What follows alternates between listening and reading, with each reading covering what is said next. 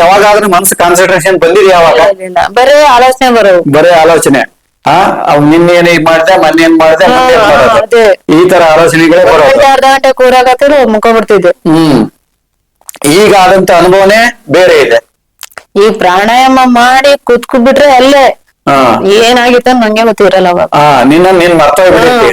ಆಮೇಲೆ ಎಚ್ಚರ ಆಗಿತ್ತು, ನಾನ್ ಯಾಕೆ ಹಿಂಗ್ ಕೂತೀನಿ, ಇನ್ನು ಕೆಲ್ಸ ಇದೆ ತುಂಬಾ ಅಂತ ಹೇಳಿ ಎದ್ದು ಕೆಲಸ ಮಾಡ್ಕೊಂತ ಕುಂದಿರ್ತೀವಿ. ಇವ್ರು ಧ್ಯಾನ ಕುಂತ್ಕೊಂಡ್ರೆ ಎಷ್ಟು ತಲ್ಲೀನಂತ ಅಂದ್ರೆ, ಅವರು ಎಷ್ಟೊತ್ ಕುಂತ್ಕೊಂಡಿದ್ದೀನಿ, ಮೈ ಮೇಲೆ ಪರಿವಿರೋದ, ಮೈ ಮೇಲೆ ಪ್ರಜ್ಞೆ ಇರೋದಿಲ್ಲ. ಇಲ್ಲ, ನನ್ ಮೈನೇ ಇಲ್ಲ, ದೇಹನೇ ಇಲ್ಲ. ಇನ್ನು ಕೆಲಸಗಳು ಎಲ್ಲಿ, ಕೆಲಸದ ಮೇಲೆ ಎಲ್ಲಿ ಲಕ್ಷ್ಯ ಕೊಡೋದು? ಮೈ ಮೇಲೆ ಪ್ರಜ್ಞೆ ಇಲ್ಲ ಕುಂದಿರ್ತಾರೆ, ಇನ್ನು ಕೆಲಸಗಳ ಮೇಲೆ ಏನ್ ಪ್ರಜ್ಞೆ ಕೊಡ್ತಾರೆ? ಏನ್ ಲಕ್ಷ್ಯ ಕೊಡ್ತಾರೆ? ಈ ಮಟ್ಟದಲ್ಲಿ ಅವರು ಸಾಧನೆ ಮಾಡಿರೋದು, ಅವರ ಅನುಭವ ಇದು. ಈ ರೀತಿ ಅನುಭವ ಇದೆ.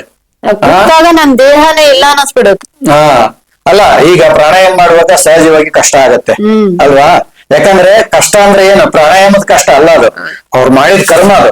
ಅವ್ರು ಮಾಡಿದ ಕರ್ಮಗಳು ಬರ್ತವೆ, ಅವುಗಳನ್ನ ಅವರೇ ಸವಿಸ್ಬೇಕಾಗಿದೆ. ಪ್ರಾಣಾಯಾಮದ ಮೂಲಕ ನೀವು ಮಾಡಿದ ಪ್ರಾರಬ್ಧ ಕರ್ಮಗಳನ್ನ ನೀವು ಸವಿಸಬೇಕು.